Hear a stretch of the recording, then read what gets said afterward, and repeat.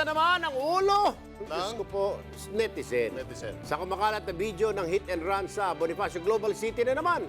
Isang kaskaserong driver kasi ang walang kabog-abog na nakasagasa ng motorsiklo sa may takas. Grabe. Nasa gitna ng aksyon si Benji Durango. Ito ang eksena nakuha ng dashcam ng netizen na si Nick Ulyapco. Pagkatawid ng grupo ng riders na ito sa isang intersection sa Bonifacio Global City sa Taguig, tumba agad ang isa ng tamaan ng Toyota Innova na nagmamadaling kumaliwa. Halatang nasaktan ng rider dahil iika-ika siya ng subukan nitong tumayo. Ang Innova nagpupumilit tumakas.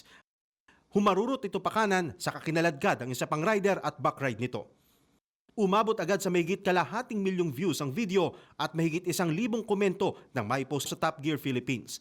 Pakay ng mga netizen na maipakalat sa social media ang plate number ng sasakyan at papanagutin ng driver. Sa parte naman ng Taguig Traffic at BGC Security, walang nai-report sa kanilang ganitong kaso.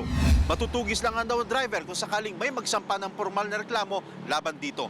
Pero nananatiling hamon para sa mga motorcycle rider ang kanilang kaligtasan kapag nasa kalsada. Sa Camias Road, Quezon City nga, 2 rider ang sugatan matapos magsalpukan ng kanilang mga sasakyan.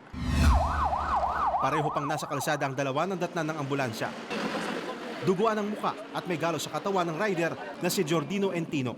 Ang kanyang kabanggaang siklista, pilay naman ang balikat. Tawid na po, biglang bilis tumakbo. Yung gulong po Mahabang skid mark sa kalsada ng sumemplang na motor. Halatang nabulaga sa tumatawid na bisikleta.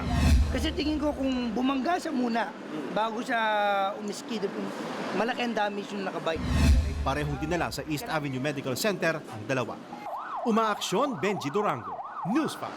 Be sure to come back. Use 5 everywhere. Copyright 2016.